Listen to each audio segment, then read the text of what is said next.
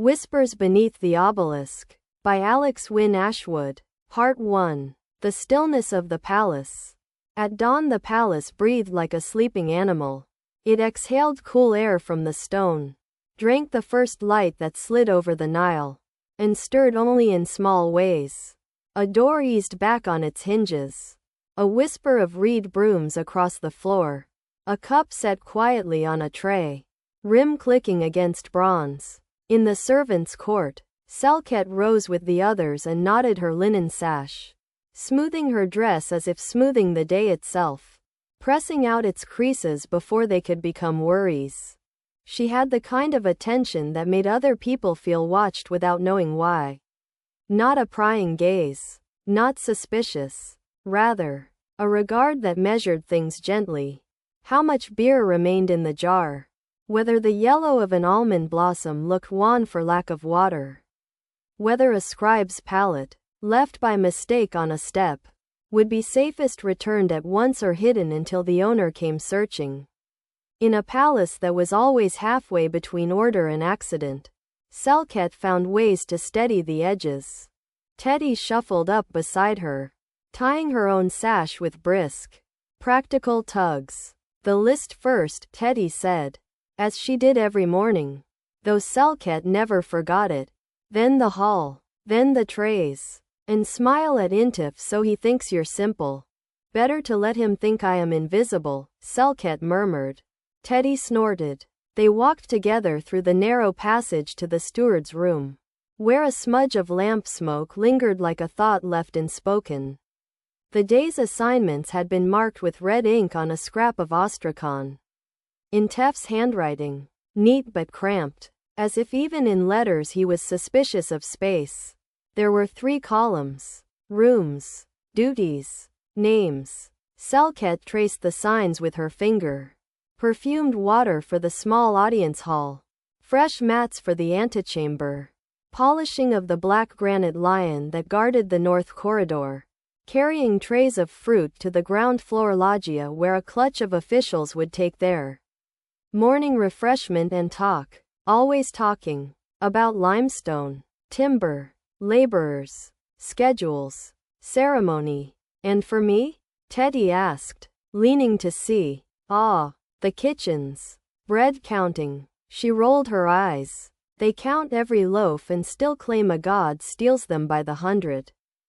"Maybe he is hungry," Selkhet said. It was an old joke, but it made them both smile. By the time the sun had lifted a hand above the eastern bank, Selkhet was in the audience hall with 2 jars of water cool from the night. Light lay in pale slabs on the floor and clung to the edges of things. When she poured water into basins, one plain, one laid with petals of blue lotus, she could hear, beyond the doorway, the low voice of a priest intoning a hymn in a court somewhere else, and the drum slap of a mason testing stone with his mallet. The palace was full of separate chambers of sound. To move through them was like walking in and out of different weathers.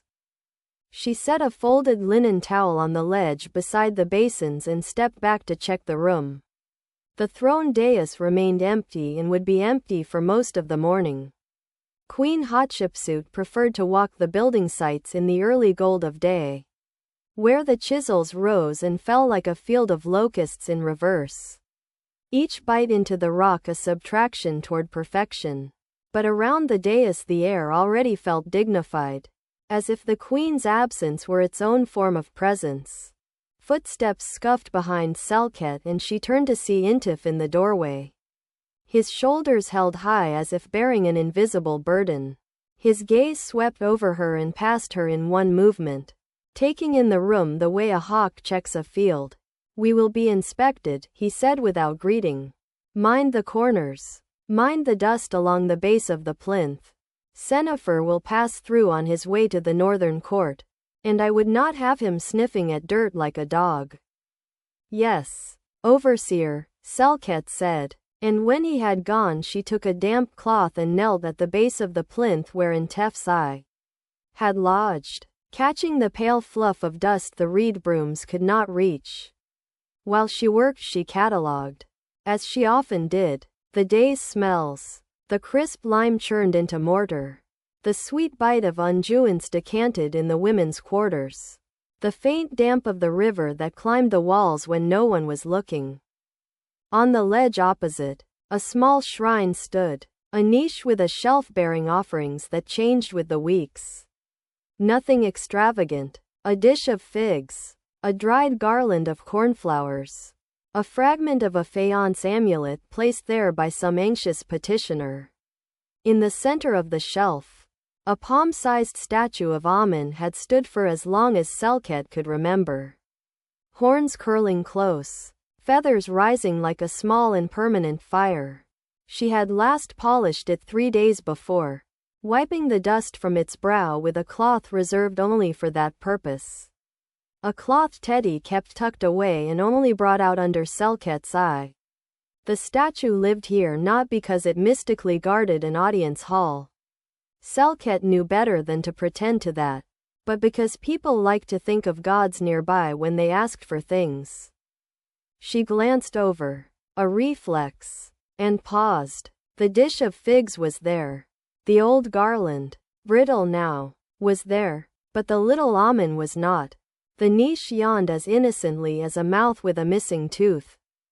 Her mind did not leap to alarm. Not yet. Things were always being moved to be cleaned, to be weighed, to be shown, but she had not moved it, and the cloth had not been disturbed. The dust in the niche held the impression of the statue's base like dried river mud holds a bird's feet. If someone had lifted it at dawn, the dust would not have settled again so neatly. Selkhet finished the last of the dusting first, because habit tethered her. Then she crossed the hall and stood in front of the empty niche as if to block it from sight. She reached out and touched the faint rectangle of bare stone where the statue had stood. It felt no different from the rest. She scolded herself for thinking it would. Everything in place? Teddy's voice carried from the doorway. They are harrying the kitchens as if a feast were promised and then forgotten. If I hear the word count again, I will count someone's teeth with my fist. Selkhet moved aside so Teddy could see. For a moment Teddy did not notice. Then she did, and stopped speaking. Ah, she said softly. Not surprise. Exactly. A kind of old weariness dressed as calm. Who? Quote. I don't know, Selkhet said. Perhaps it has been taken to be blessed. Teddy shook her head with a slow finality. No one blesses a thing without the overseer's seal and a scribe's note. And I have seen no note. And if they meant to carry it to the temple, they would have done it at the proper hour. Not now, when everyone is watching everyone. It might have been last night. Then someone will wake without their hand. When Intif learns. Teddy reached up and straightened the tired garland. As if that small correction could conceal the larger lack. Do nothing, she said. We do not see. We are wind by the river. We do not see. Selkhet nodded, because Teddy had kept her alive through other small storms. But even as she nodded, the part of her that counted, sorted, waited and decided was beginning to work. Patient as an insect, she did not intend to accuse. She intended to understand. They finished their tasks and left the hall as the first of the officials arrived in their pleated linen and careful faces. By mid-morning, the palace hummed. The corridors that led to the treasury rooms filled with men who smelled of papyrus and old dust. The women's quarters exhaled frankincense and laughter that took 3 steps and sat down. Selkhet carried trays where trays needed carrying and smiled when smiles would smooth a passage. In the loggia, junior scribes arranged palm leaves and ink blocks and lidded jars of water and made a great show of setting them at right angles to one another. Selkhet recognized one of them. Khemwaset, whom everyone called Calm, though he signed his name with precise, full signs that suggested someone who loved the dignity of forms. He looked up from a basket of scrolls and his face brightened. The way a lamp brightens when someone shields it from wind. Selkhet, he said, making her name sound like a favor granted to him by the day. Calm, she said, allowing herself half a smile. No broken reeds this morning? Quote, I have 10. Sharpened to the temper of a spear, he said solemnly. And 3 more sharpened to the temper of a wife. Teddy coughed behind Selkhet as if clearing her throat of romance. Selkhet kept her eyes on Calm and set the tray carefully between him and the senior scribe who was busy pretending the tray did not exist. If you see Intif, she said in a tone light enough to be ordinary, tell him the audience hall is ready for inspection. I will, Calm said. And then in a lower voice. Did you sleep well? There was talking late in the night. Near the storehouses. Teddy sleeps through armies, Selkhet said. And did not answer the question. Watch your ink in this heat. I always do. His gaze lingered, searching for the thing she did not name. There were days when she felt he could read her like a neat papyrus. And days when she wished to be nothing but a rough shard. All edges. She turned away before either impulse could show. Toward noon, Selkhet found a reason to pass by the small storehouse that served the audience hall. A musty room with seal marks along the clay jars like beads on a string. And bundles of linen stacked according to Intif's secret geometry. She did not go inside. She stood in the shadow of the doorway and let her eyes adjust to the gloom. There was the shelf where the polishing cloths were kept. And there, on the floor, near where the door scraped the stone when swung wide, something that did not belong. A length of fibrous thread, pale as straw, no longer than her little finger. She bent and picked it up. Not a thread from a garment. The strands were stiff, almost glossy. Rope, but not the coarse rope the builders favored for hauling. Something finer, tightly spun. There were more broken hairs of the same thread near the threshold, crushed into the dust where a heel had turned. Selkhet let the thread lie across her palm. A man with a rope near the audience hall was not suspicious. Workmen were forever moving things, measuring things, carrying the world like ants. But what would he have tethered in this room? Nothing needed lifting. Lifting left marks. And all the marks she knew.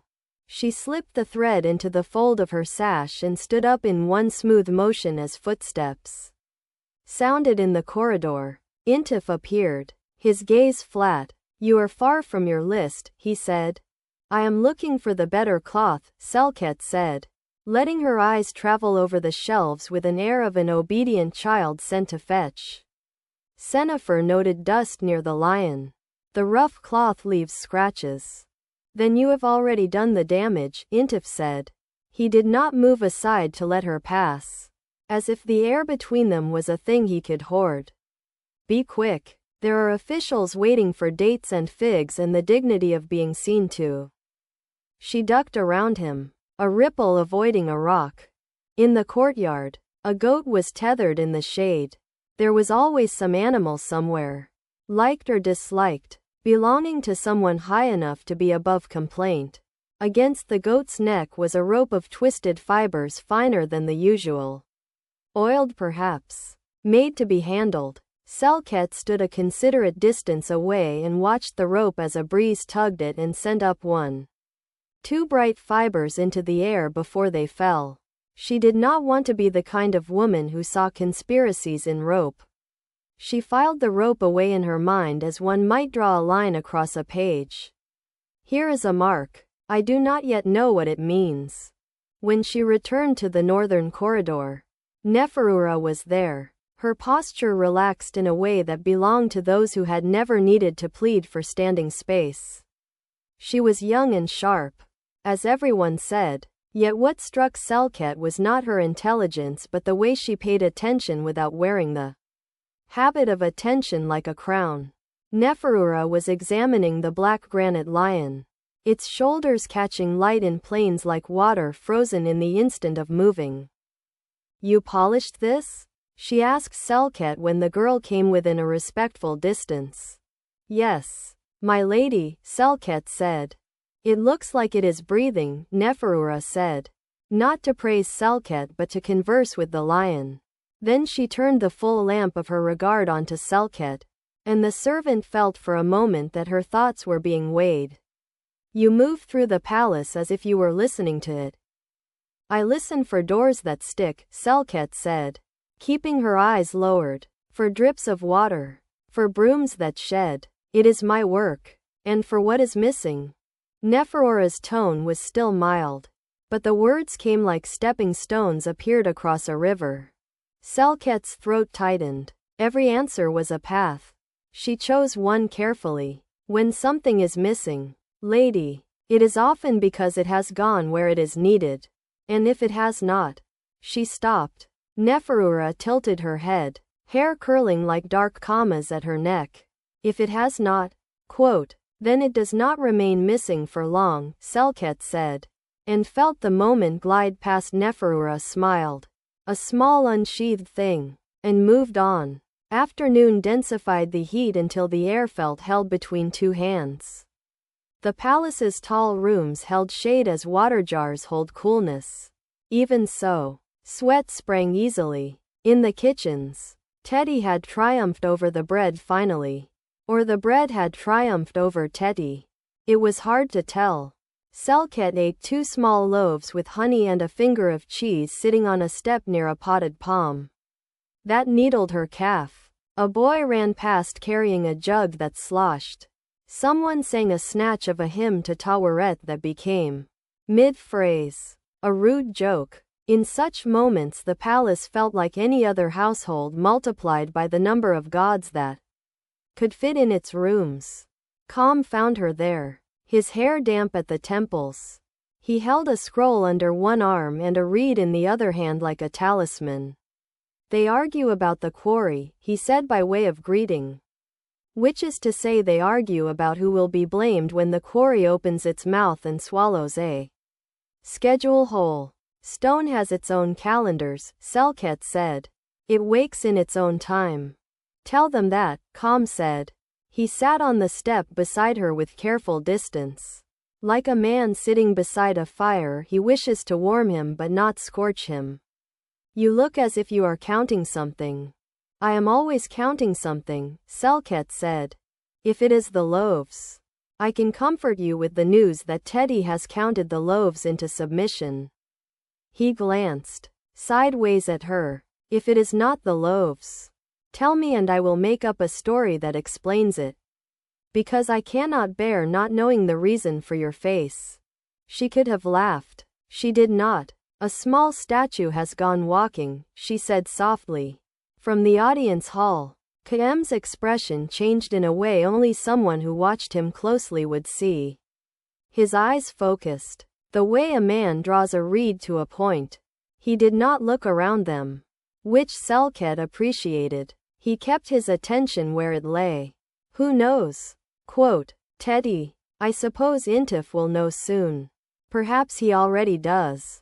And you? Quote, I know that it is gone. And that perhaps a rope had a hand in its going. She touched the thread hidden in her sash. A rope like the one by the goat in the courtyard. Calm nodded, though the connection was only a line drawn in air.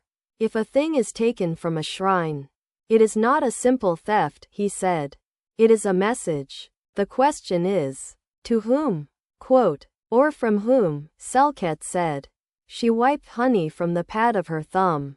I will look. I will not accuse. I will look. Calm hesitated, and in that pause was all the counsel he longed to give and knew he should not. Be careful, he said finally. Always, Selkhet answered. It wasn't bravado. Caution was her second skin. The heat broke in the afternoon the way a taut cord surrenders slowly. A breeze came up from the river, carrying the smell of wet rushes and fish and something metallic from the boatmen's hooks. The palace's higher rooms breathed easier. Selkhet took a jug of cool water and climbed the plain steps to the roof, where the latticework cast nets of shadow over the tiles. From here she could see the city staggered along the riverbank, and beyond it the cliffs that would one day hold rich men's sleep and poor men's work. She did not come for the view. She came because few came here in the heat of day. And it would be a place to think. But there was someone else. A man with his back to her. Watching a hawk fold its wings and settle on an air current as if sitting on an invisible seat. He turned as she approached. Sennefer, the architect, his brow inked with a smear he had not noticed. Do I intrude, Lord?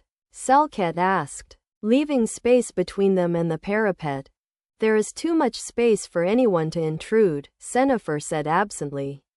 And then he saw her and seemed to recall her as one recalls a useful tool kept in the same place. For years. You are the one who keeps the audience hall like a temple. I keep it as clean as I can, Selkhet said. Ah, his attention drifted back to the hawk. The queen will want to see the corridor polished before she returns from Deir el-Bahari. They carve the reliefs so shallow the stone blushes if you breathe on it. And still she says, gentler. Gentler. She is right, Selkhet said before she could stop herself. Gentleness lasts longer. Sennefer's smile came and went like light passing behind a pillar. You have the trick of saying sensible things without asking to be heard. I am a servant, Selkhet said. She did not add, that is how one survives. He rubbed the smudge on his brow and made it worse. I will not keep you, he said. There will be a small procession this evening when she returns to rest straighten the mats. They always wrinkle when people bow. I will straighten them, Selkhet said. When Sennefer had gone she stood a moment longer. Watching the hawk ride a thing that could not be seen. She wondered if one could ride a rumor that way. Let it lift you. Feel the currents invisible to those who only watched for stone. She went down by the stairs that ended near the storage court, where the doors wore seals of packed clay like dull jewels. 2 porters were hauling baskets from one corner to another with the special aimlessness of men, kept busy to keep them from being underfoot. A priest in white linen stood near the inner doorway with his hands folded against his belly. The posture of men who knew their bodies were an affront to their own purity. He was not one of those who served regularly in the palace. Selkhet would have known his face. He had the pinched look of a man who despises heat but cannot be seen to despise it. The corners of his mouth seemed to cling to his teeth. He glanced at Selkhet the way one glances at a fly, then away. Intif, appearing from the opposite side as if he had been told silently by the walls that Selkhet was here, stopped short when he saw the priest and changed his expression so quickly that Selkhet felt a little cold wind chase down her spine. Intif bowed. Obsequious. Holy One, you do us honor. I seek the overseer of the treasury, the priest said. His voice was high and dry. There was a miscount of amulets sent to the temple. We are owed 3. Intef's face arranged itself into lines of concern. Owed? Surely not. There must be an error in the record. The lists. Holy One, the lists are clear as river water. The river is muddy these days. The priest's glance slid past Intif and snagged, just briefly, on Selkhet's face, as if he were surprised to see eyes in a servant. It was not a look of recognition. It was the quick consideration of a man used to calculating whether a thing was worth despising. His gaze moved on. Allow me to fetch the scribe, Intif said. And Selkhet, who had learned to hear the small tremors beneath the ordinary, noted the slight rush in his words. He will bring the record. He turned and strode off in a performance of efficiency, leaving Selkhet with the priest and the porters, whose arms had begun to tremble under the weight of baskets they did not dare set down without instruction. Put them there, Selkhet said quietly. Real authority living in the spaces Intif overlooked. The men set the baskets down with relief. She stepped aside to let them pass and in doing so moved nearer to the inner door, where the clay seal had been broken within the hour. The edges still wet. A neat impression of the steward's scarab pressed across the seam. Nothing remarkable. Doors had to be opened to move things. Seals had to be broken to be resealed. Still, She felt the newness of the break like a warm breath on her hand.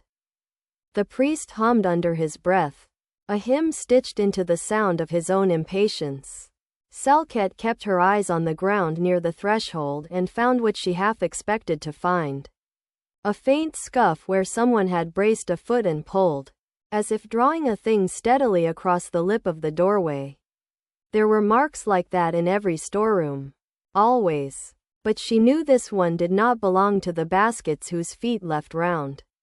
Regular prints. This was a sliding scuff. Narrow. Composed. As if a wooden base had kissed the stone and scraped a little goodbye. Intif returned with calm moving fast behind him. Reed and scroll clutched like weapons. The priest drew himself to his full height as if height could be a measure of holiness. I require the lists, he said, barely waiting for breath to make it into sound. Here, Calm said, unrolling the papyrus with fingers that smoothed and weighed all at once. 3 amulets, bees, taweret, and 1 almond with double plume. They were sent on the day after the new moon to the temple storehouse near the river gate. He spoke with the unruffled clarity of someone who arranged words for other people to stand on. Received and countersigned by your colleague, the priest Hori. The priest's mouth thinned. Hori is careless. Careless in receiving? Calm asked mildly. He affirmed the count. The scarab of the temple steward is here. He tapped the crimson sign. If there is a miscount, it is either before the amulets left us or after they arrived to you. But, he smiled, and something in it was not entirely sweet. Quote, of course the temple is above miscounting. The priest looked at Calm as one might look at a cat who has forgotten it is small. I will speak to Hori, he said. He turned to go in. Perhaps because his foot caught slightly on the threshold where the mark lay. Glanced down. His face did not change. He left. Intef's breath escaped through his nose. He did not thank Calm. He did not look at Selkhet. He followed the priest with the bodily caution of a man who knows his back is softer than his front. Temple men, Calm said under his breath. Their fingers are always clean because they never touch what they count. Then, because he was a man with good instincts, he added, louder, shall I return the list? Overseer? Quote, Intif grunted something that meant yes and then he was gone. Swallowed by a corridor's cool mouth. Selkhet stood a long moment after they left, feeling as if a drumbeat had set into the stone and would not be quiet. She did not think the missing statue of Amun had been spirited to a temple by mistake. She did not think the priest's errand was about amulets at all. Or if it was about them in the way a reed's shadow is about the reed. She turned her face toward the small court of the audience hall and, in her mind, walked the path a statue might take if someone were foolish enough to drag it in daylight. Not that way. Too many eyes. Not this. The turn is sharp and the clay would catch. There was, however, one way. A short path through a service passage where jars of oil made the floor slick if your sandals were wrong for it. She had fallen there once. Years ago. And remembered the bruises the way a scar remembers a blade. Evening came with the single note of a trumpet. Brief and metallic as a bird's shriek. The queen's attendants flowed into the outer court with the assurance of water seeking lower ground. Mats were shaken, straightened, smoothed. Flowers were rearranged as if flowers cared. The air filled with the smell of myrrh and the faint sting of cedar smoke.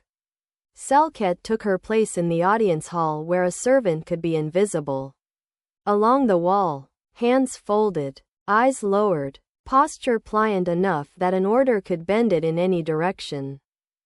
Hatshepsut entered as the last of the light pooled like honey on the floor. She did not stride. She did not need to. She moved like a person who knew precisely where her feet would land and who had persuaded the world to consider that place sacred a heartbeat before she occupied it. The heaviness of her wigs and the glitter of her collars did not define her. The particularity of her gaze did. It flicked across the hall and glanced off the empty niche.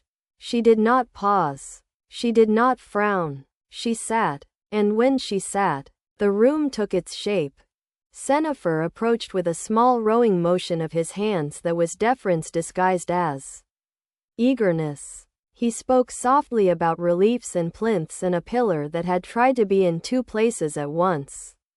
Hatshepsut listened with a patience that would have been mistaken for indulgence if not for the quick questions that cut into and clarified his report like a knife trimming fat. Neferura stood to one side, watchful, not fidgeting as other girls of her age might. Her gaze moved once to Selkhet, the briefest touch, and then away again, as if she had found what she had been checking for and could return to being a princess.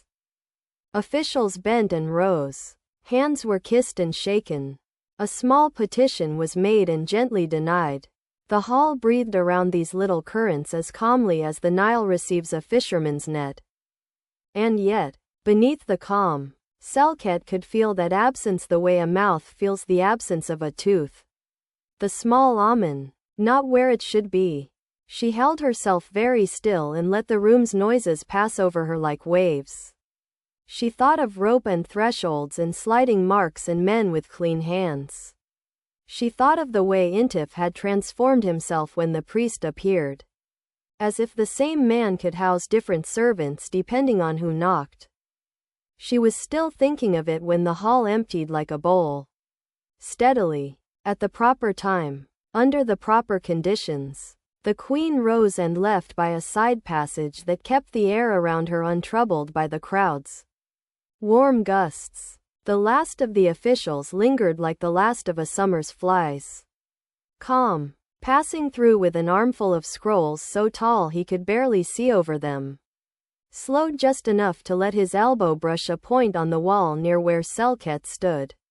His mouth did not move. His eyes did. Down, they said, almost imperceptible, as if he were telling her where to look for a dropped coin. Then he was through the doorway. Another man's problem. Selkhet slid along the wall and let her gaze drift to the floor where Kem's arm had pointed.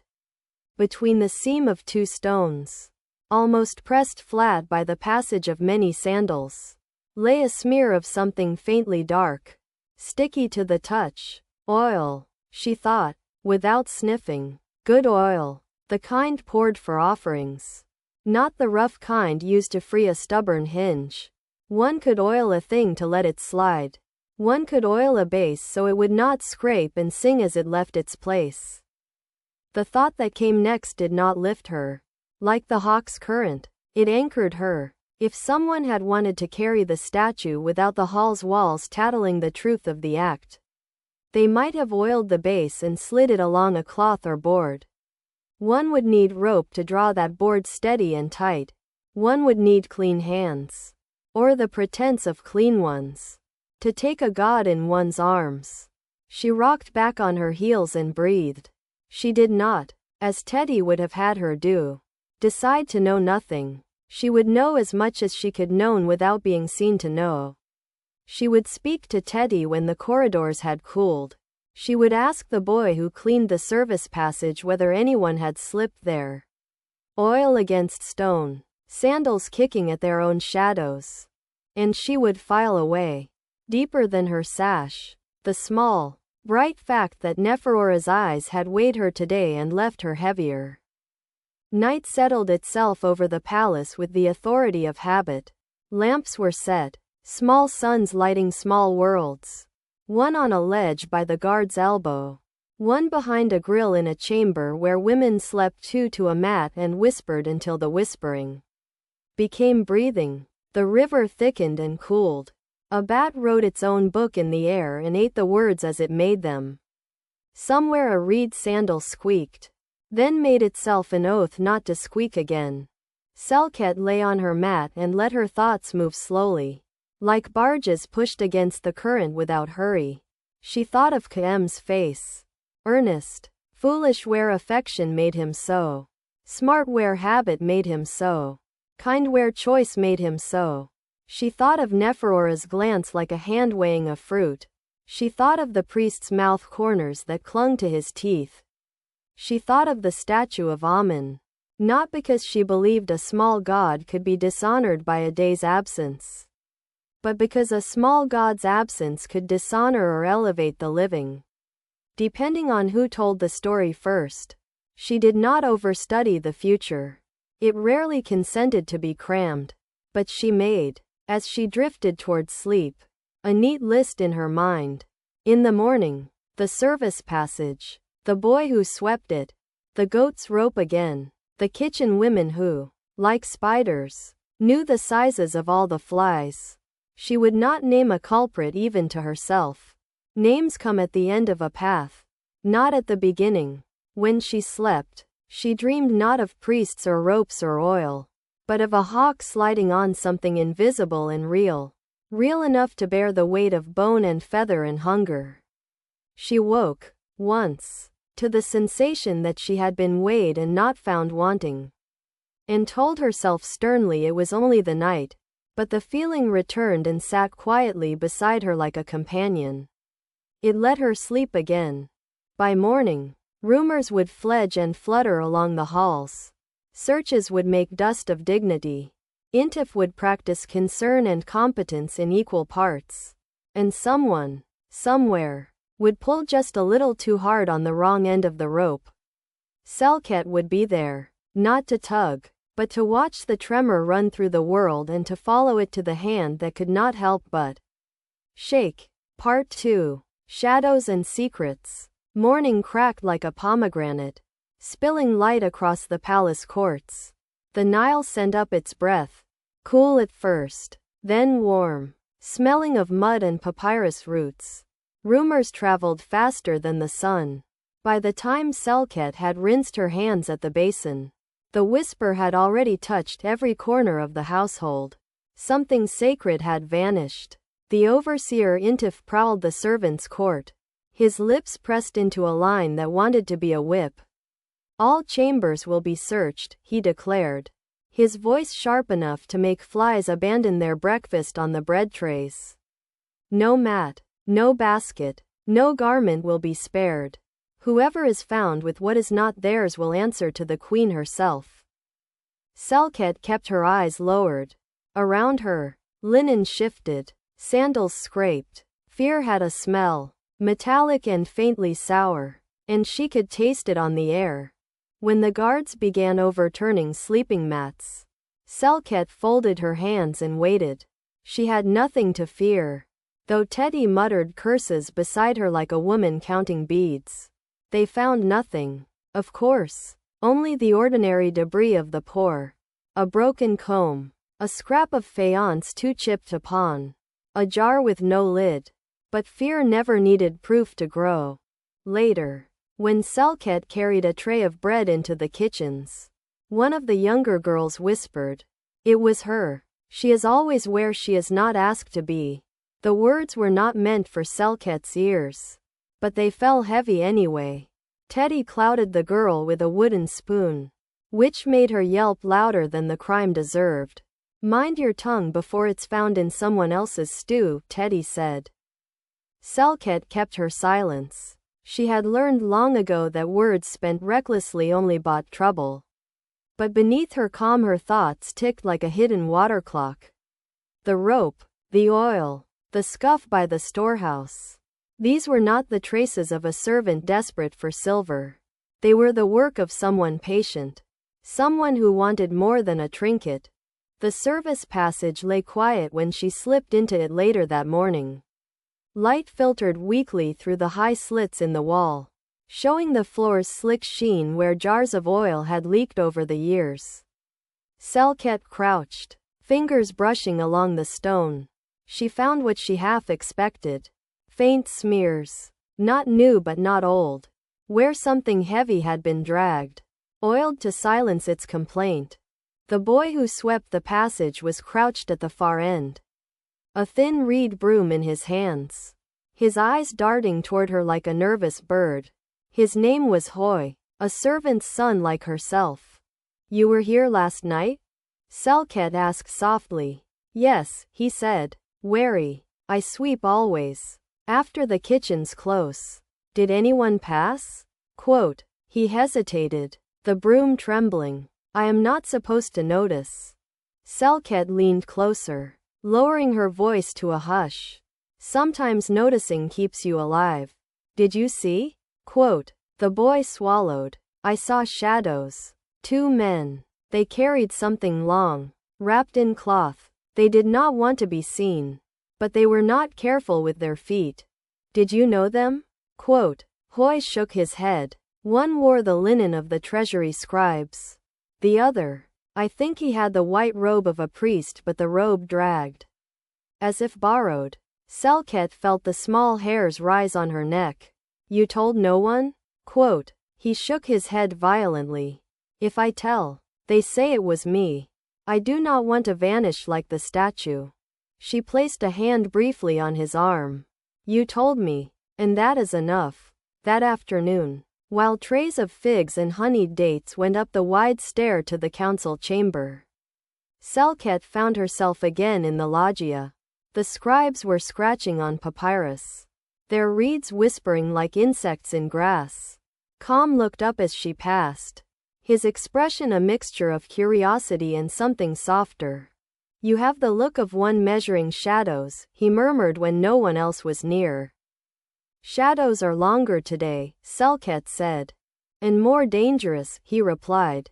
He touched the edge of a scroll, fingers restless. I heard that the queen's daughter spoke in your favor this morning. When Intif wondered aloud who might be responsible, Neferura told him you were too clever to steal clumsily, and too quiet to be foolish. She said, if you had taken it, no one would ever know. Selkhet's heart tightened. That is not defense. It is suspicion cloaked as praise. Or perhaps it is curiosity cloaked as interest, Calm said, lowering his voice further. The princess has sharp eyes.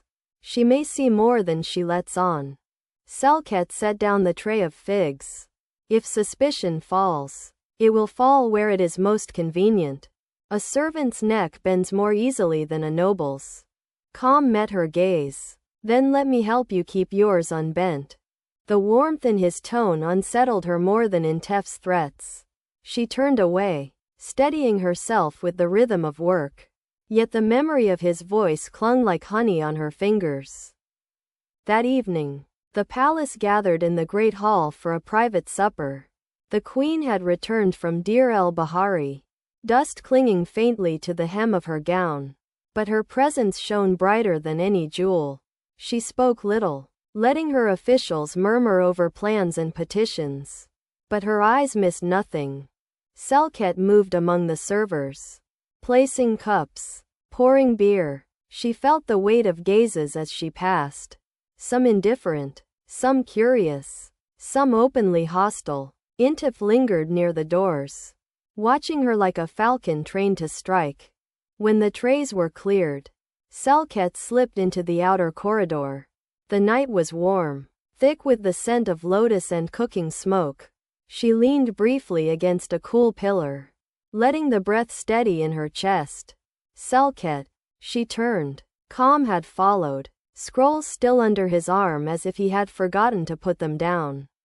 In the torchlight his face seemed gentler, stripped of the scribe's discipline. You should not be alone, he said.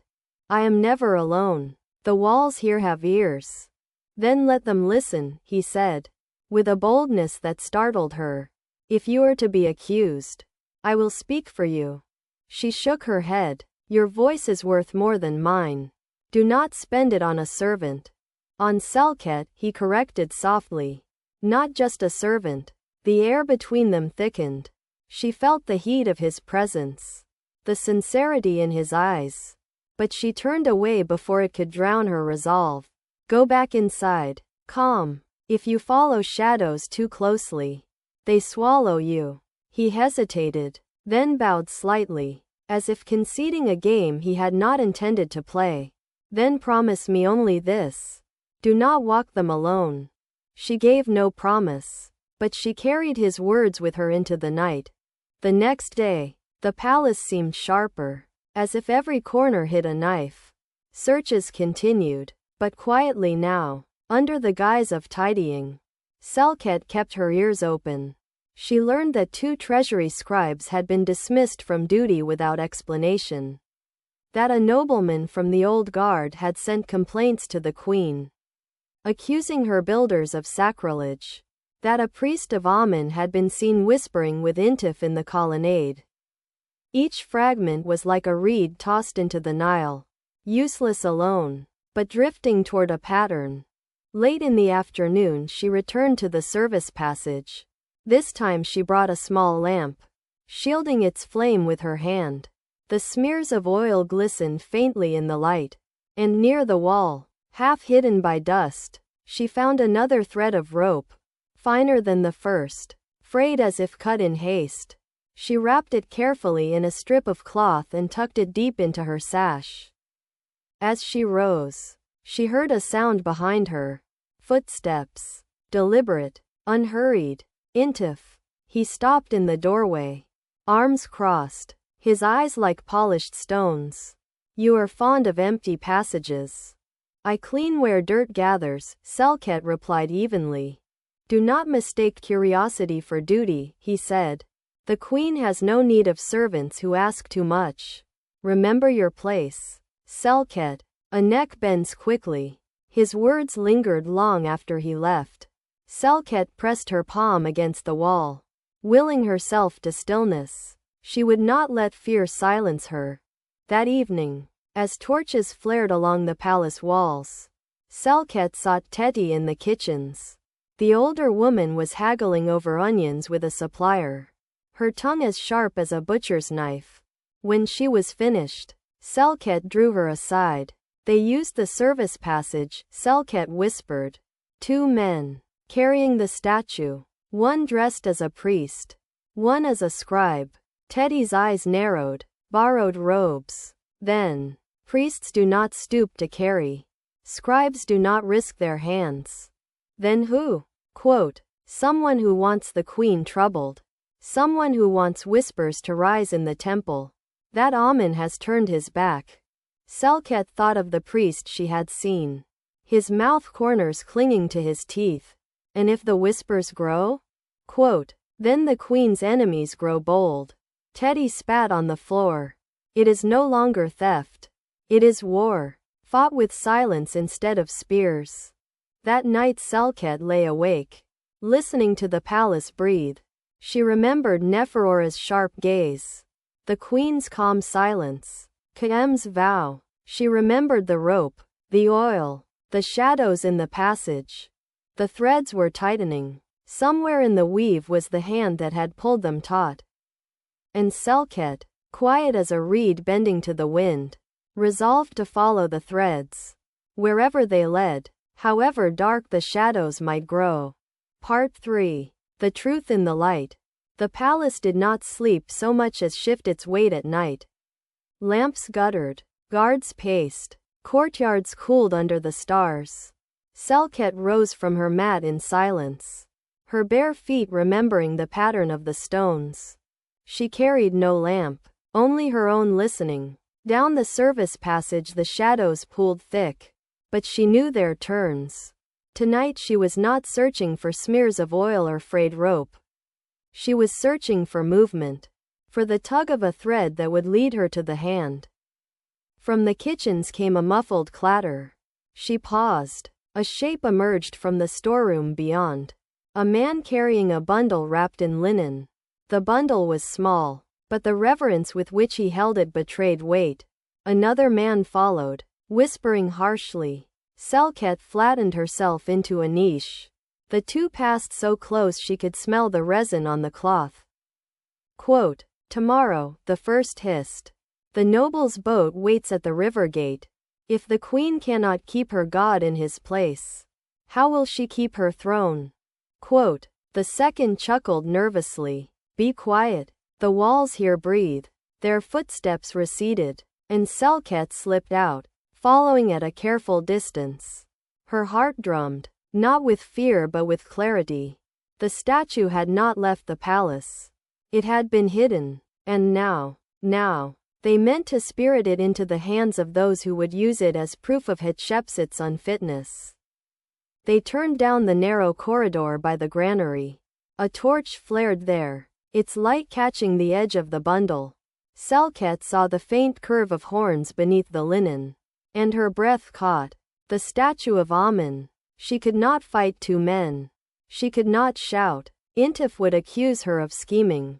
She needed proof, undeniable and unshakable, proof to place in the queen's hand.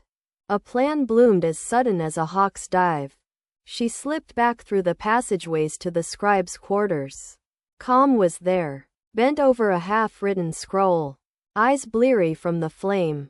He looked up in alarm as she entered. Selkhet, quote, "Come," she whispered, "bring your reed, your wax tablet, quickly." Without question he obeyed. Gathering his tools, they hurried back, Selkhet leading, her steps swift but silent.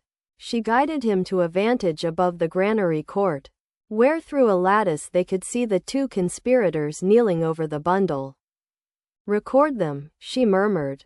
Km's reed scratched against wax. His hand steady, he noted their names. One a treasury scribe, the other a servant she recognized now as often loitering near the priests. Their whispers drifted up, talk of the noble sponsor, of the temple factions waiting to denounce the queen. When they wrapped the statue again and carried it off, Km's eyes were wide. "This is treason," he breathed. "Yes," Selkhet said, "and now we hold it in ink." They did not sleep that night. Instead, they carried the tablet to Teti, who looked at it with grim satisfaction. "With this," she said, "even Intif cannot twist the tale. But you must deliver it not to him, nor to the overseers, but to the queen herself, or Neferura. Only they can shield you." Selkhet nodded. In the morning. But morning brought more than searches. It brought accusation. Intif stormed into the servants' court, flanked by guards. "Selkhet," he barked, "come forward." She rose, calm though her stomach tightened.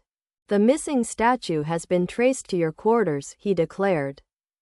A gasp rose. Teddy spat in fury. "Lies."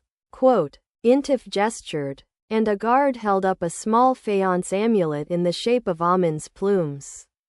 Not the statue itself, but enough to paint her guilty. "Found beneath her mat," Intif said with relish. "A servant's greed dressed as piety. You will be brought before the queen to confess." Selkhet did not protest, she only lifted her chin. "Yes," she said, "bring me before the queen." The hall was full when she was led in. Officials, priests, courtiers, all buzzing like flies around honey. Hatshepsut sat upon her dais, serene, her daughter at her side. Intif knelt low. "Great Majesty, I bring before you the thief who stole Amun from his rightful place. Behold the proof." He held up the amulet. The queen's gaze turned to Selkhet. It was not anger in her eyes, but an assessing calm, as though she weighed stones for balance. "Speak," she said simply. Selkhet stepped forward. Her voice was steady. "Majesty, I am no thief. What I have is not the amulet beneath my mat, but the truth of where the statue lies." A ripple of voices filled the hall. Intef's face twisted. "She lies, Majesty." A servant spinning tales to save her neck. "Silence," said Neferura, her voice cutting sharper than her years. She leaned toward her mother. "Let her speak." Selkhet bowed. "Last night I saw two men, the treasury scribe Hekhanefer and the servant Pamu, carry the statue through the service passage. One wore a priest's robe. They spoke of delivering it to a noble who would use it to dishonor your reign."